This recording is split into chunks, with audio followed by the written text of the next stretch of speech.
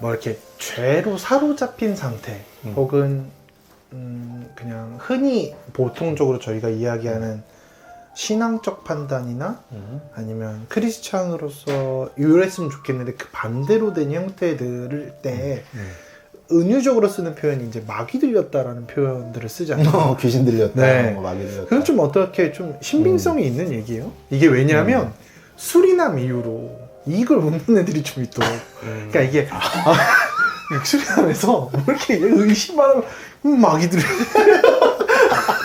이 마귀들이 그러니까 이게 일반인들에게는 사실은 뭐 그런 굿이나 약간 이런 접신처럼 이해하시는 분들 있죠. 그러니까 얘는 괜찮다 갑자기 화를 내거나 막 의심하고 이러면 흉 날라다니 마귀가 이렇게 흉 들어와가지고 이런 개념으로 이해를 하는 경우들이 좀 있더라고요. 있지. 있고 실제로 성경에도 나오지. 그러니까 군대 마귀 들린 자라든지 사람들이 어떻게 제어를 못하잖아. 그래서 이제 귀신이 들어가서 군대라는 거는 엄청나게 많은 숫자를 이야기하는 거거든. 그러니까 엄청난 귀신이 그 안에 들어가서 그 사람의 삶을 파괴하고 그 사람의 모든 일생을 이렇게 막 파괴하고 있던 거야. 주변 사람들마저도 힘들게 만들고 있고. 그런 경우가 존재하지. 그래서 예수님이 기도하셨을 때, 쫓으셨을 때 마귀가 나와서 돼지들에게 들어가는 그런 일들이 있지. 근데 그렇다고 모든 사람을 막 그런 식으로 마귀 들리고 귀신 들린 사람으로 평가해야 되냐? 이거는 전혀 다른 얘기야. 그거는 뭐라 그럴까? 마치 누가 아프면 마귀 들렸어. 너 신앙생활 잘 안 해서 그래. 아니야. 건강 관리를 안 해서 그런 경우가 훨씬 많아. 그러니까 그거를 너무 혼동해서 그냥 다 도매급으로 그렇게 넘겨버린 문제가 있다는 거야. 그리고 그 군대 마귀 같은 경우도 그 군대 마귀 들리는 사람을 그냥 길거리에 묶어놨다는 거야, 무덤가에. 그런 어떤 인간성의 그런 어떤 상황을 보여주는 거고, 그리고 돼지떼에 다 들여보냈다는 거지. 근데 돼지는 율법에서 금하는 동물이야. 근데 그 수많은 돼지를 기르고 있었다는 거야. 그걸 왜 기르고 있었겠어? 자기들은 안 먹어도 팔려고 하는 거야. 그럼 돼지는 먹는 건 죄인데 그럼 만들어서 이렇게 해서 파는 건 죄가 아닌가? 그러니까 율법에 대해서 사람들이 굉장한 오해를 갖고 있었다는 거. 그러니까 율법을 지키는 척은 하지만 사실은 율법 지키는 것보다 자기 이득이 먼저인 그런. 그리고 귀신을 쫓아줘서 이 한 영혼이 되살아났는데 사람들이 예수님한테 그 마을을 떠나달라 그러거든. 돼지 죽었다고, 자기 소득을 잃었다고. 그러니까 그 이야기는 귀신 쫓는 이야기이기도 하지만 사실은 그 스토리 안에는 이런 어떤 율법에 대한 잘못된 그 자기 이익을 더 따르는 인간적인 어떤 인간성의 말살, 이런 것들을 그 이야기 전체가 다루고 있다는 거야.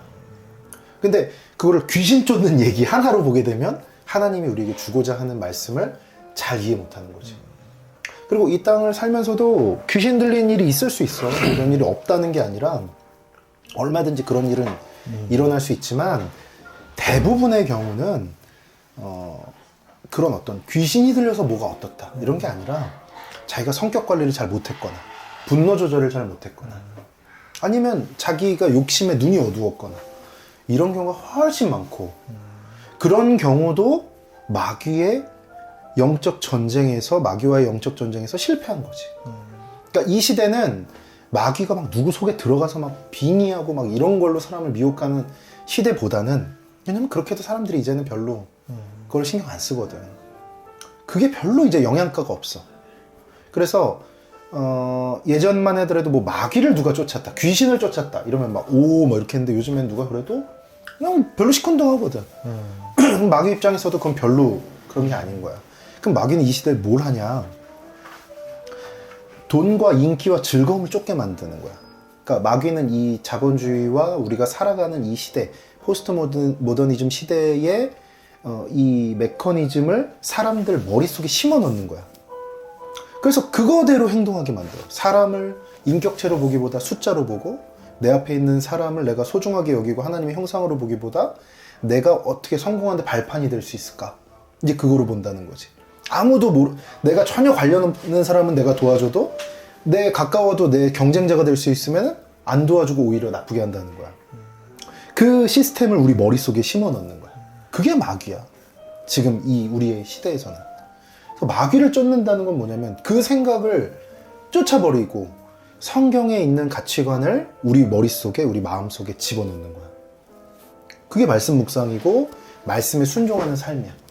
그리고 그렇게 해서 내가 이 세상의 문법대로 똑같이 시기하고 질투하고 비교하고 내 즐거움을 쫓고 돈을 쫓고 사는 삶을 더 이상 살지 않으면 마귀가 쫓겨난 거야. 그게 이 시대의 우리를 마귀가 미혹하는 방법이고 뭐 그런 어떤 우리가 흔히 알고 있는 마귀 들렸다, 귀신 들렸다라는 말로 똑같이 치환할 수는 없지만 그거에 준하는, 그래서 우리를 그 세상의 그 방식대로 취해서 끝까지 살게 만들어서 결국은 멸망하게 만드는, 그게 마귀 들린 거라고 볼 수 있는 거지. 거기서 빠져나오는 게 마귀를 쫓아버리는 것이 있던 거고. 나는 그렇게 생각해. 근데 저는 상희가 이제 질문한 거에서 좀 추가로 이제 사람들이 뭘 궁금해할까라고 생각해 보면 마귀 들렸다라고 하는 것은 어떤 마귀란 존재가 있다는 것이고, 그렇지. 그 마귀의 존재는 어떤 인칭이 있는 건지, 뭐 상위 마귀, 뭐 중호 마귀, 오연 마귀 이런 게 있는 건지. 그래서 마귀가 들리면 뭐 오연 마귀가 여기로 들어가는 건지, 아니면 예를 들면 이제 물처럼 그냥 물질 명사 같은 개념이라서 어떤 그런 것의 일부가 어떤 이렇게 물들었다라고 표현을 하는 건지, 약간 거기에 좀 궁금할 것 같아. 그러게. 그럼 뭐 나도 확실하게 뭐 말해줄 수는 없을 것 같고, 그러나 이제 천사가 타락을 해서 마귀와 귀신과 악한 영이 되었다라고 본다면 인격성을 갖고 있을 거다라고 추정할 수 있을 것 같아. 그러니까 이게 약간 그 옛날 그런 거 보면 막 조상이 막 들어왔다 그러잖아요. 빙의했다 그러잖아요. 그런 개념에 가까운 건지 아니면 그런 건 없어. 그죠. 우리 기독교는 조상신이나, 그러니까 인간이 죽으면 귀신이 된다라는, 구천을 떠돌거나 이런 개념은 기독교적 개념이 아니야. 그러니까 그게 생각이 나요. 귀신 들렸다 그러면은 누구 귀신이 들린 거야? 그러니까 이 생각이 그러니까 들잖아. 마귀와 악한 영은 그것 자체로 존재하는 거지. 그렇죠. 우리 조상이 죽었다고 해서 귀신이 되는 건 아니야. 그러니까 사람이 죽으면 어떻게 되냐면, 사람이 죽으면 바로 천국과 지옥으로 나눠져. 근데 우리의 육신은 썩어지잖아. 우리의 영은 천국과 지옥으로 나눠지는 거야. 근데 이제 그 천국과 지옥을 어떻게 표현하냐면, 천국을 낙원이라고 표현하고 지옥을 음부라고 표현을 해.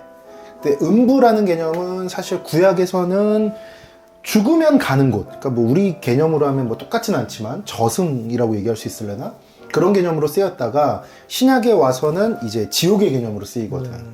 그래서 우리는 낙원으로 가고, 믿는 자들은 낙원으로 가고, 믿지 않는 자들은 음부로 가는 거야. 근데 거기는 뭐로 존재하냐면 영으로 존재하는 거야. 우리의 몸은 이 땅에서 썩어지니까. 그리고 나서 예수님이 이제 재림하시잖아. 재림하시면 우리의 몸이 부활해. 신자든 비신자든 몸이 다 부활한다고. 그래서 낙원과 음부에 있던 우리의 영과 합쳐져. 그리고 예수님이 이제 재림하셔서 재판하시는 거지.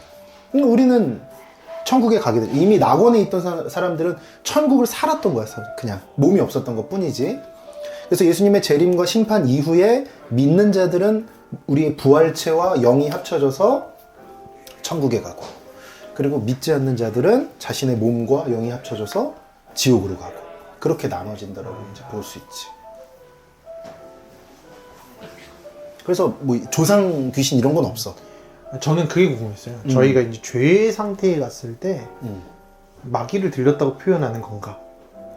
그러니까 그냥 김상이라는 존재가 그냥 그리스도인의 삶을 살다가 갑자기 막 분노 막 이런 게 치솟아서 쉽게 말하면 죄를 지은 거죠. 막 친구랑 뭐 멱살 잡고 주먹질하고 싸웠어요. 그러면 안 되는데 한 거죠. 이때 나는 마귀 들리는 상태라고 표현할 수 있는 건가? 난 아니라고 봐. 그래요. 그냥 또 사람마다 생각은 다를 수 있는데, 그냥 죄성이 드러난 건 거죠. 그러니까 왜 나는 아니라고 생각하냐면, 믿는 자들, 그러니까 하나님을 믿는 자들은 믿음을 가질 때 어떤 일이 일어나냐면 성령께서 우리 안에 오셔. 그러니까 고넬료의 가정에 베드로가 가서 말씀을 전할 때 그들이 이방인이었지만 성령이 그 앞에 앉아있는 모두에게 임했거든. 그러니까 말씀을 듣고 믿을 때, 믿음을 가질 때 성령이 임하고, 성령이 임해야 믿음을 가져. 그러니까 성령 없이 믿음 없고 믿음 없이 성령 없어. 그 두 개가 같이 있는 거야. 아니 뭐 성령님을 두 개라 그러면 안 되겠다. 믿음과 성령님은 동시에 있는 거야. 그럼 너가 믿고 하나님이 선택한 주님의 자녀잖아? 그럼 네 안에 성령님이 계시는 거야. 그러면 네가 성령님이 계신 상태에서 귀신이 들릴 수 있냐? 나는 없다고 보는 거야.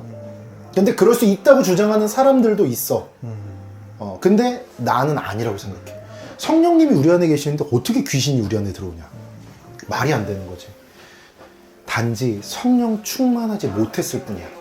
그러니까 성령 충만이란 건 뭐냐면 내 안에 계신 성령님께 내가 100% 순종하는 거야. 그래서 성령님이 말씀을 통해서 우리를 가르치시고 우리의 삶을 인도하실 때 거기에 100% 우리가 순종하면서 살아가면 그 사람은 성령 충만한 사람이야. 근데 성령님을 자꾸 외면하고 우리의 어떤 그런 것들을 쫓을 때, 욕심과 즐거움과 이런 것들을 쫓을 때 우리는 죄악 가운데 들어가게 되고 우리 안에 분노가 더 올라가게 되고 이런 것들이 있는 거지. 그것은 마귀의 유혹과 미혹 가운데 넘어간다라고 표현할 수 있지만 귀신이 내 안에 들어왔다라고 나는 보진 않아. 어떻게 성령님이 계시는데 귀신이 들어와? 우리 안에 뭐 이제 두 개가 있나? 그렇게 주장하는 사람들이 있어. 뭐 양신 역사 뭐 이렇게 얘기하는 사람들이 있는데 나는 그렇게 보지 않아.